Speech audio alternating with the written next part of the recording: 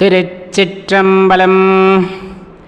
திருமூலரையா திருவடிகள் போற்றி போற்றி, குருவடியும் திருவடியும் வணங்குகின்ற பதிவை ஆரம்பிக்கலாம். அன்பர்களே, சிவபெருமான இப்படி வழிபட்டா போதும், கண்டிப்பாக அவருடைய கருணை கிடைத்து விடும் அப்படின்னு சொன்னால் அது மிகையாகாது. ஏன்னா வழிபாடு ஒவ்வொருத்தர் சம்பந்தப்பட்டது. இப்படி வழிபடணுமா அப்படின்னு கேட்டால் வழிபடலாம் அப்படின்னு சொல்லலாமே தவிர இப்படித்தான் வழிபடணும் அப்படின்னு சொல்ல முடியாது. ஒவ்வொருத்தருக்கும் ஒவ்வொரு வழிபாட்டு முறை அப்படிங்கிறது இருந்தாலும் பொதுவாக இறைவனை உணர்தல் அப்படிங்கிறது ரொம்ப எளிதா அப்படின்னு கேட்டால் அவ்வளவு எளிதும் அல்ல. ஆனால் சிலரெல்லாம் தியானத்தில் அமர்ந்த போதே அந்த பரவச நிலையை அடைந்து விடுகிறார்களே, எப்படி அப்படிங்கிற அந்த ஒரு கேள்வியும் உடனே வரத்தான் செய்கின்றது. அதை கொஞ்சம் பொறுமையாக தான் நம்ம யோசிக்கணும். இப்போ பொதுவாக பார்த்தோம்னா ஆலயங்களுக்கு போனோம் அப்படின்னா கையெடுத்து கும்பிடுறது அப்படிங்கிறது ஒரு வகை. மனதுக்குள்ளேயே இறைவனிடம் ஏதேனும் கேட்க தோன்றுவது ஒரு வகை. தன்னுள் இருக்கின்ற ஆதங்கத்தை வெளிப்படுத்தி சத்தமாக பேசி இறைவனிடம் கேட்பது அப்படிங்கிறது ஒரு வகை. இன்னொன்று, இந்த பொதுவாக சொல்வார்களே கண்களால் பேசுதல் அப்படின்ட்டு, அந்த மாதிரி கண்களாலே பேசுறது ஒரு வகை. இந்த மாதிரி பலவிதமாக இறைவனிடம் பேசுபவர்கள் இருக்கத்தான் செய்கிறார்கள். பொதுவாக நமது ஞானியர்கள் அல்லது சித்தர்கள் நமக்கு உரைப்பது என்ன அப்படின்னு நீங்கள் தேடி பார்த்தீங்கன்னா, அந்த தியானத்தின் மூலமாக மனதை ஒருநிலைப்படுத்துவதன் மூலமாக ஒரு குறிப்பிட்ட இடத்தில் அந்த இறை அனுபவத்தை பெற முடியும் அப்படிங்கிறத சொல்லியிருக்காங்க. இதை நம்ம அனுபவிச்சிருக்கோமா? இல்லை.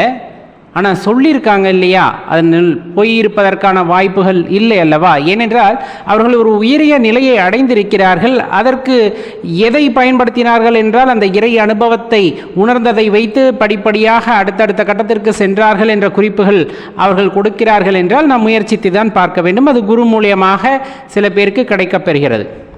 சரி, அப்போ தியானம் அப்படின்னு சொல்கிறோம், மனதை ஒருநிலைப்படுத்துதல் அப்படிங்கிறது சொல்கிறோம். நம்ம ஒவ்வொரு இடங்களில் ஒவ்வொரு மாதிரி சொல்லித்தராங்க அல்லவா? நம்ம எதை கடைபிடிப்பது அப்படின்னா, ஆரம்ப காலகட்டம் கஷ்டம்தான், இல்லை என்றெல்லாம் கூறவில்லை. நம்மளும் மனசை ஒருநிலைப்படுத்தி நம்ம ஆக்ஞா சக்கரம் அப்படிங்கிறத அப்படியே மனசில் நிறுத்தி அந்த இடத்துல இறைவனை நிலைநிறுத்தி பார்க்க வேண்டும் அப்படின்னு பார்ப்போம். ஒரு சின்னதாக அந்த புருவ மத்தியில் ஒரு உறுத்தல் ஏற்படும். சில பேர் மூக்கு நுனியை கவனிக்க சொல்லுவாங்க. சில பேர் நம்ம உருவத்தவே மனசில் உருவகப்படுத்தி கொண்டு பாருங்கள் அப்படிம்பாங்க. இந்த மாதிரி எதற்காக அப்படின்னா, மனதை அலைப்பாய விடக்கூடாது என்ற ஒரே காரணத்திற்காகத்தான் இவ்விடத்தை நோக்குங்கள் அப்படின்னு சொல்லக்கூடியது. அப்போ அந்த மனதானது ஒரு கட்டுப்பாட்டிற்குள் வருகிறது அப்படிங்கும் போது அது உடனே ஏற்பட்டு விடுமா அப்படின்னா கிடையாது. அது பல காலங்களாகலாம், அவரவரை பொறுத்து. ஒரு சிலருக்கு ஒரு வாரம், 10 நாள், ஒரு மாதம், ஒரு வருடம், இந்த மாதிரி ஒவ்வொருத்தருக்கும் ஒவ்வொரு வகை. ஏன்னா மனது ஓடிக்கொண்டே இருக்கும். அதை பிடிச்சு நிறுத்துறது அவ்வளோ சாதாரண விஷயம் அல்ல. மனதை அடக்கவும் கூடாது அப்படிம்பாங்க இல்லையா? மனதை அடக்கவும் கூடாது. அது போக்கிலேயே போய் நம்மளுடைய அந்த ஒரு எண்ணத்திற்கு தகுந்தாற் போல் அதை மாற்றணும். நம்ம அங்கங்கே யோசிக்கிறத இறைவனை மட்டுமே யோசித்திரு, அவரின் அழகை மட்டுமே ரசித்திரு அப்படிங்கிற மாதிரி அதை மாற்றும் போது கொஞ்சம் கொஞ்சமாக உங்களுடைய அந்த கட்டுப்பாட்டுக்கு வருகிறது. அப்படிங்கும் போது அது சரியான வழிமுறையாக இருக்கும். அது நிறைய குருமார்கள் எடுத்துரைப்பார்கள். இப்போ அந்த மாதிரி அமைதியாக தியானிக்க அமருங்கள், மனதின் போக்கிலே போகுங்கள். அது நாட்களானாலும் சரி, வாரங்களானாலும் சரி. அந்த மனம் அமைதி பெற பெற ஒரு காலகட்டத்தில் அப்படியே ஒரு வெறுமை அப்படிங்கிறது நம்ம உணர ஆரம்பிக்கின்றோம். அப்படின்னா அதன் பிறகு நமக்கே தெரியாமல் இந்த பிரபஞ்சத்துடன் நமக்கு ஒரு தொடர்பு ஏற்படுகிறது. அந்த இறை அனுபவத்தை உணர்கிறீர்கள். எந்த ஒரு புள்ளியில் அதை உணர்கிறீர்கள் அப்படிங்கிறது தான் முக்கியம். எந்த ஒரு புள்ளியில் உணர்கிறீர்கள் அப்படிங்கிறது முக்கியம். அந்த ஒரு புள்ளியை உணர்ந்து அந்த பேரானந்த நிலையை நாம் அனுபவித்து விட்டோமேனில், ஏன்னா சொல்லுவாங்க இல்லையா, இப்போ ஒரு அதிர்வு இப்போ முதல் முறை வந்துட்டு நம்ம ஏதேனும் ஒரு இசைக்கருவியை இசைக்க ஆரம்பிக்கின்றோம் அப்படின்னு வச்சுக்கோங்க. நமக்கு அந்த இருக்கக்கூடிய தாளம் அல்லது எதுவுமே வராது. நம்ம பாட்டுக்கு அடிச்சுக்கிட்டு இருப்போம். ஒரு குரு வர்றார், வந்துட்டு இந்த மாதிரி இந்த இடைவேளையில் விரல்களை இவ்வாறு பயன்படுத்துங்கள், ஒளியிலே மாறுபாடு ஏற்படுவதை உணருங்கள் அப்படின்னு சொல்கிறாங்க. அப்போ அதற்கு தகுந்தாற் போல் பயிற்சி பண்ணும்போது அந்த இசையானது ஒரு குறிப்பிட்ட புள்ளியில் தோன்றுகிறது. அந்த குறிப்பிட்ட புள்ளியை பிடித்து அதிலே பயிற்சி செய்து விட்டவர்களுக்கு தவறாக தாளம் போகாது, அந்த இசையிலே மாறுபாடு வராது. ஏனென்றால் அதை மனம் உணர்ந்து கொள்கிறது. இந்த புள்ளியிலே இந்த ஒரு இடைவெளியிலே இந்த விரலை இவ்வாறு இசைக்க முற்படும் பொழுது இசையானது இந்த ராகத்திலே வரும் என்பதை மனம் உணர்ந்து கொள்கிறது. அதன் பின் நீங்களே தவறாக செய்ய வேண்டும் என்றாலும் மனம் அதை விடாது. அதே போலதான் அமைதியாக அமர்ந்து ஒரு குறிப்பிட்ட இடைவெளியிலே உணர்ந்து ஏதேனும் ஒரு கட்டத்திலே ஒரு புள்ளியிலே அந்த பேரானந்த நிலையில் ஒரு சிறிய பகுதியை நாம் கண்டுவிட்டாலுமே கூட அதை மனமானது உணர்ந்து கொள்ளும். மீண்டும் மீண்டும் அவ்விடத்திற்கு செல்வதற்கு நம்மை உந்தி தள்ளும். அவ்விடத்திற்கு நாம் செல்கின்றோம் அப்படிங்கும் போது கண்டிப்பாக என்ன பண்ணும், அந்த ஆனந்த நிலையை நம்மை அனுபவிக்க வைக்கும். அதில் மாற்று கருத்தை நீங்கள் கொள்ள வேண்டாம். அப்போ செய்ய வேண்டியது முயற்சி ஒன்று, குருவுடைய துணையாலும் அல்லது நீங்களே முயற்சிக்கிறீர்கள் என்றால் காலங்கள் பல ஆகலாம். அப்போ இறைவன் மீது பாரத்தை போட்டுவிட்டு அமைதிப்படுத்துவதற்கு, மனதை அமைதிப்படுத்துவதற்கு முயற்சி செய்யுங்கள். ஒவ்வொரு குறிப்பிட்ட புள்ளிகளே உங்களுக்கு அந்த அனுபவம் கிடைக்கிறதுனா மனம் மீண்டும் அவ்விடத்திற்கு நேரடியாக சென்றோம். அதுதான் சில பேர் அமர்ந்ததுமே தியானத்தில் பரவச நிலை அல்லது அந்த பேரானந்த நிலையில் அழுவாங்க. அப்படியே அது என்னென்னா, அந்த ஆனந்த நிலையை உணரும் போது உடல் சிலிர்ப்பாகட்டும், கண்ணீராகட்டும், இந்த மாதிரி பல விஷயங்கள் இருக்குது. சில பேர் தன்னமர்ந்து அப்படியே உட்காந்துருவாங்க, நம்ம தூங்குறாங்கன்னு நினைப்போம். அப்படியெல்லாம் கிடையாது. அவர்கள் அந்த ஒரு ஆனந்த நிலையிலே அவர்கள் இருக்கிறார்கள் அப்படிங்கிறத அந்த இடத்துல உணர்ந்துக்கணும். அது அந்த பிரபஞ்சத்தோடு ஒரு தொடர்பு அவர்களுக்கு கிடைத்து விட்டது என்பதை நாம் உணர்ந்து கொள்ள வேண்டும். அதே தான் இப்போ பொதுவாக பார்த்தோம் அப்படின்னா, இப்போ சிவாலயங்களுக்கு நம்ம போகிறோம் அப்படின்னா நமக்குள்ளே ஒரு பூரிப்பு ஏற்படும். அப்படியே உட்காந்து அவரை பார்த்ததுமே அழுகணும்னு தோணும், பேசணும்னு தோணும். சில பேர் சிரிப்பாங்க. இந்த மாதிரி பலவித உணர்வுகள் அவர்களுக்குள்ளே மாற்றி மாற்றி வரும். காரணம் அந்த அன்பு பரிமாற்றம் அப்படின்னு சொல்லக்கூடியது. மனசுக்குள்ளே இருக்க அன்பு வெளிப்படுகிறது. யார்கிட்ட பேசிகிட்டு இருக்கோம், அப்பாட்ட பேசிகிட்டு இருக்கோம். அப்பாட்ட பேசும்போது என் கவலைகளை சொல்கிறேன், என் சந்தோஷத்தை சொல்கிறேன், என் மனசுக்குள்ளே இருக்க இறுக்கத்தை சொல்கிறேன், அதை சிரித்து சொல்கிறேன், அழுது சொல்கிறேன், மிரட்டி சொல்கிறேன், அதட்டி சொல்கிறேன், எப்படி வேணாலும் இருந்துட்டு போகுது. காரணம் என்னென்னா அந்த ஒரு அன்பு. அந்த இடத்தில் இருக்கக்கூடிய அதிர்வுடன் நம்ம ஒன்றி விடுகின்றோம். சில பேர் சொல்லுவாங்க, இந்த ஆலயத்துக்கு போனப்போ எனக்கு ஏதோ தெரியல, ஒரு விதமான உணர்வு ஏற்பட்டது, அது திரும்ப மீண்டும் ஆலயத்திற்கு போக போக அது எனக்கு கிடைக்கின்றது, அந்த ஆனந்தம் எனக்கு பிடிக்கிறது அப்படின்னு சொல்லுவாங்க இல்லையா. அதெல்லாம் இந்த மாதிரி தான். ஏதேனும் ஒரு புள்ளியிலே நாம் ஒரு மாற்றத்தை உணர்கிறோம். அந்த இடத்துல எனக்கு ஏதோ நடந்துச்சு, அதை எப்படின்லாம் சொல்ல தெரியாது. இந்த இடத்துல எனக்கு ஏதோ நடந்தது, பிரபஞ்சம் அந்த இடத்துல நம்மளுடன் தொடர்பு கொள்கிறது அப்படின்னு வச்சுக்கலாமா. அந்த இடத்துல எனக்கு அது நடந்தது அப்படிங்கும் போது அவ்விடத்திற்கு மீண்டும் செல்லும் போது அந்த கனெக்டிவிட்டி திருப்பி கிடைக்குது அப்படிங்கும் போது நல்லா தெரிஞ்சுக்கணும், மனம் அதை பிடித்து கொண்டது, மீண்டும் மீண்டும் நம்மை அங்கு நோக்கி தள்ளும். அந்த இடத்துக்கு போ, அந்த இன்பத்தை அனுபவி அப்படின்ட்டு சொல்லும். அது ஒரு கட்டத்தில் என்ன ஆகும் அப்படின்னா பேரானந்த நிலையை நோக்கி நம்மை அழைத்து செல்லும். இது புறமாக இருந்தாலும் சரி, அகமாக இருந்தாலும் சரி, அவரவர்களுக்கு என்ன வாய்க்க பெற்றதோ அதற்கு தகுந்தாற் போல இதெல்லாம் நடக்கும். அப்போ ஏதேனும் ஒரு விஷயத்தை நம்மால் தவறு சொல்ல முடியுமா அப்படின்னா அதை நாம் முயற்சி செய்து அதிலே சரி எது தவறு என்று நாம் உணர்ந்தோமா அப்படிங்கிற கேள்வி அங்கே கேட்டுக்கணும். ஒரு முயற்சியை செய்யாமல், சரியான முயற்சியை செய்யாமல் மேற்போக்காக நம்ம செஞ்சுருக்கலாம். ஒரு வேளை யாராச்சும் சொல்கிறாங்க அப்படின்னா மேற்போக்காக செஞ்சுட்டு அதுக்கான விடை கிடைக்கல அப்படின்னா உடனே அது தவறு அப்படின்லாம் சொல்லிட முடியாது. அப்போ அதுக்குள்ளே ஆழமாக பயிற்சி செய்ததன் மூலமாக நாம் என்ன உணர்ந்தோமோ அதைத்தான் சொல்ல வேண்டும். ஏன்னா ஆன்மீகத்தை பொறுத்தளவு போகிற போக்கில் எல்லாத்தையும் சொல்லிட்டோம் அப்படிங்கும் போது அதில் உள்ள சூட்சமத்தை நம்ம உணர்ந்துக்கல அப்படிங்கிறது தான் பொருள். முயல வேண்டும். அதுலேயும் குறிப்பாக பார்த்தீங்கன்னா அருட்கருணை, இந்த இறை கருணை வேண்டும். நம்ம எவ்வளோ தான் முயற்சி செய்யலாம், அந்த முயற்சிக்கு பலனாக இறைவன் சில விஷயத்தை கொடுக்கின்றார் அப்படின்னா அந்த திருவருள் வேண்டும். அந்த திருவருள் இருந்தால்தான் எதுவும் சாத்தியம் அப்படிங்கிறத தெளிவாக தெரிஞ்சுக்கங்க.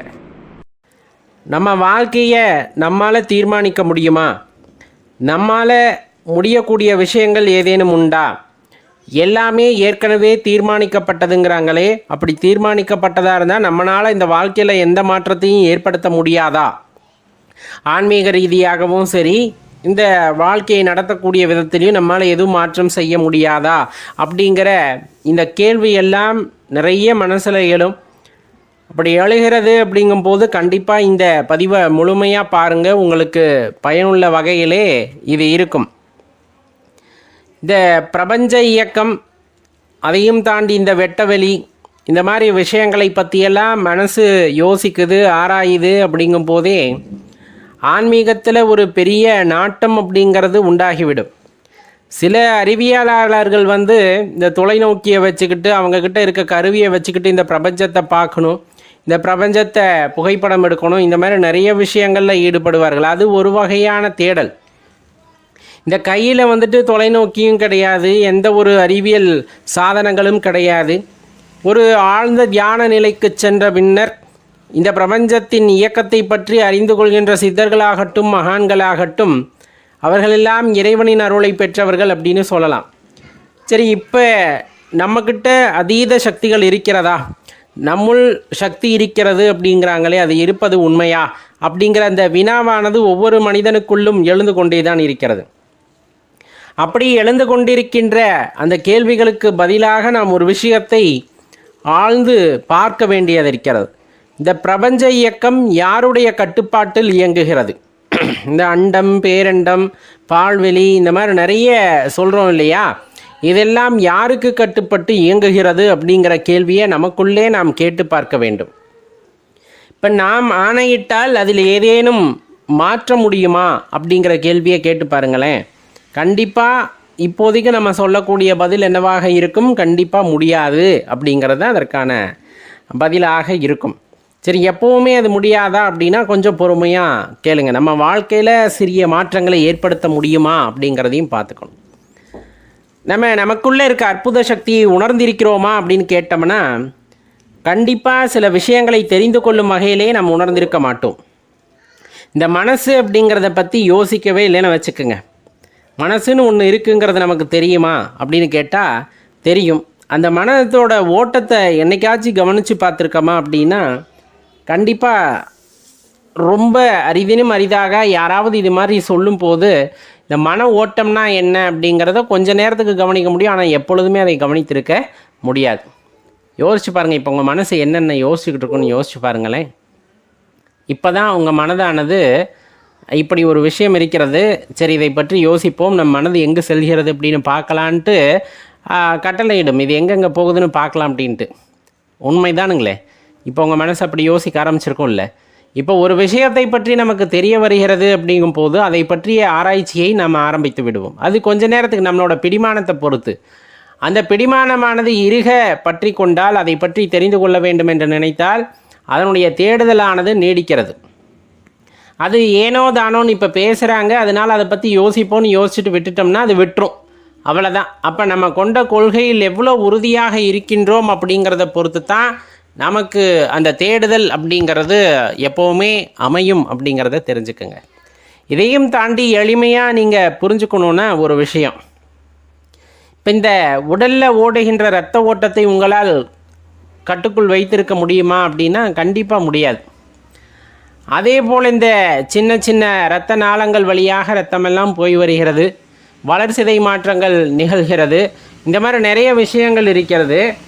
இதெல்லாம் தன்னிச்சையாக இயங்கக்கூடியவை, இறைவனின் கட்டளைக்கு உட்பட்டு அது பாட்டுக்கு தன்னிச்சையாக இயங்கக்கூடியவை. இப்போ நம்ம சொல்கிறது எல்லாமே. அதனை விட சிறந்ததாக ஒரு விஷயம் இருக்கிறது என்றால் காற்று, சுவாசம். இந்த சுவாசத்தை யாராவது நம்ம கட்டுப்பாட்டுக்குள்ளே வைத்திருக்கிறோமா அப்படின்னு பார்த்தா ஆன்மீகத்தில் ஒரு தெளிந்த நிலை, ஒரு பெரிய புரிதல் அப்படிங்கிறது இல்லாத வரையிலும் அந்த மூச்சுக்காற்றை பற்றி யோசிக்கிறவங்களோட எண்ணிக்கை ரொம்ப ரொம்ப சொற்பம். ஆன்மீக தேடலுக்குள்ளே வர்றாங்க அப்படிங்கும்போது தான் இந்த மூச்சுக்காற்றை பற்றியே அவங்க யோசிக்க ஆரம்பிக்கின்றாங்க. திருமூல பகவான் குறிப்பிடுவதும் அதுவே. மூச்சு அப்படிங்கிறத சரியாக கையாள தெரிந்தால் கண்டிப்பாக உன்னுள் இருக்கக்கூடிய அந்த அற்புதத்தை நீ உணர்ந்து கொள்ள முடியும் அப்படின்னு ஐயா சொல்லுவாங்க. உடல் ஆரோக்கியத்துக்கும் சரி, உடலுக்குள்ளே இருக்கின்ற அந்த அதீத சக்தியை உணர்ந்து கொள்வதற்கும் சரி, மூச்சு காற்று அப்படிங்கிறது ரொம்ப முக்கிய பங்கு வகிக்கிறது. இப்போ இயல்பாக மூச்சுக்காற்று நம்முடைய கட்டுப்பாட்டில் இருக்கிறது அப்படின்னா நம்ம கட்டுப்பாட்டில் இல்லை அப்படிங்கிறத நம்ம நிதர்சனமாக ஒத்துக்கணும். அந்த மூச்சுக்காற்றை அப்படியே ஒரு கூர்மையாக நம்ம பார்க்க ஆரம்பிக்கின்றோம். பார்க்கனா இப்போ மெதுவாக மூச்சு உள்ளே இழுங்க. அந்த காற்று சென்று நுரையீரலில் முழுவதுமாக நிரம்புவதை உணருங்கள். பின்பு அப்படியே நிறுத்துங்கள். இப்போ நிறுத்திய காற்றை மெதுவாக வெளிவிடணும். சரி, இப்போ இந்த மூச்சு உங்கள் கட்டுப்பாட்டில் இருந்துதா இல்லையா? ஏன்னா இதை பற்றி யோசிக்காத வரையிலும் மூச்சுக்காற்று நம் கட்டுப்பாட்டிலே இல்லை. நம்ம கட்டுப்பாட்டில் இல்லைன்னா நம்ம நினச்சப்ப அது உள்ள போல், நம்ம நினச்சப்ப உள்ளே நிற்கலை, நம்ம நினச்சப்ப அது வெளியே வரலை, அது பாட்டுக்கு இயங்கிக்கிட்டு இருந்தது. ஆனால் எப்போ நம்ம அந்த மூச்சுக்காற்றின் மீது நம் கவனத்தை திருப்பினோமோ, அந்த மூச்சுக்காற்றை கவனிக்க வேண்டும் என்ற எண்ணத்தை நாம் எப்பொழுது மனதிற்கு கொண்டு போனோமோ, அந்த மனதானது எங்கு சென்று விட்டது? மூச்சுக்காற்றின் மேலே சென்று விட்டது. அப்போ அந்த கவனம் முழுவதும் அங்கு குவிந்திருக்கின்ற வேளையிலே அந்த மூச்சுக்காற்றை கவனிக்க ஆரம்பிக்கிறது இந்த மனது. அப்போ அந்த மனது அப்படிங்கிறத எதை கட்டுப்பாட்டுக்குள்ளே கொண்டு வந்துருச்சு? மூச்சுக்காற்றை தனது கட்டுப்பாட்டிற்குள்ளே அது கொண்டு வந்து விட்டது. தான் கட்டளையிட்டால் மூச்சை உள்ளிழுக்கிறது, தான் கட்டளையிட்ட போது மூச்சை உள்நிறுத்துகிறது, அது கட்டளையிட்ட போது அந்த மூச்சானது வெளியேறுகிறது. இப்போ சொல்லுங்கள், இந்த மூச்சு நம் கட்டுப்பாட்டில் இருந்ததா இல்லையா? அந்த மூச்சை நாம் கட்டுப்பாட்டுக்குள் வைத்து கொள்ள முடியுமா முடியாதா? இதை சித்த பெருமக்கள் தெளிவாக எடுத்து கூறிவிட்டார்கள். இந்த மூச்சு பயிற்சி அப்படிங்கிறது பிராணாயாமம், அதில் பல வகை உண்டு.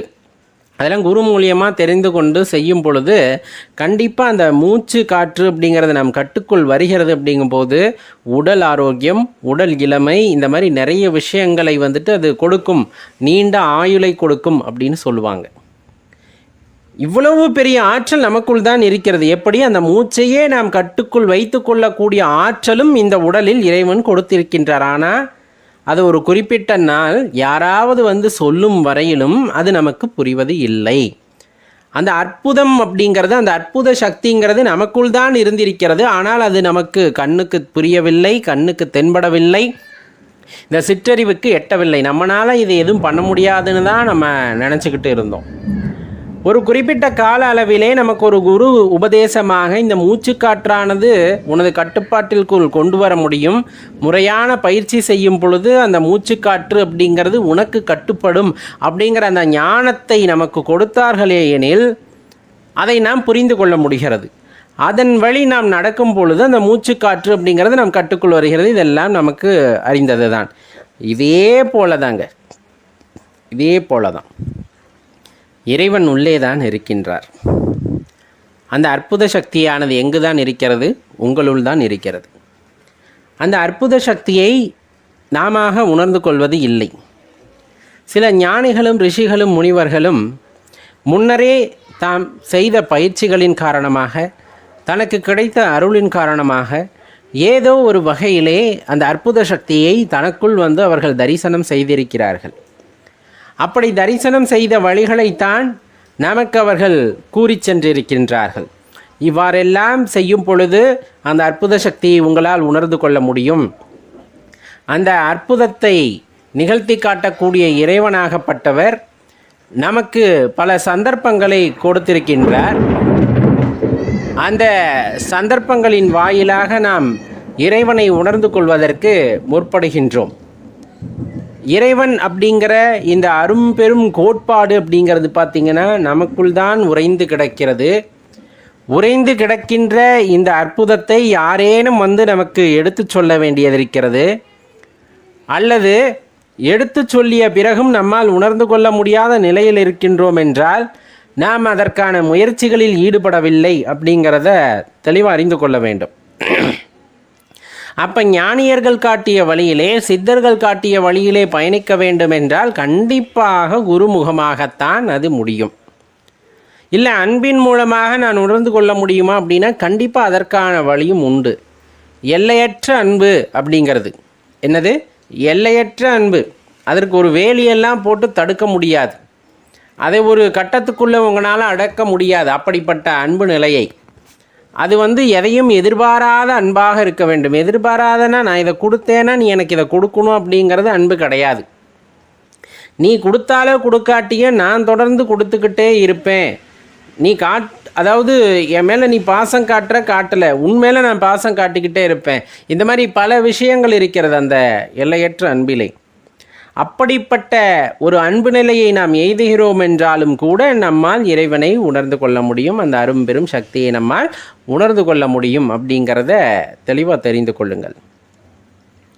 ஏன்னா நம்ம ஏற்கனவே சொன்ன மாதிரி மனது அப்படிங்கிறது என்னன்னு நமக்கு தெரியலை. இந்த மனதும் மூச்சு காற்றும் ஒன்று தான் அப்படின்னு சொல்லுவாங்க.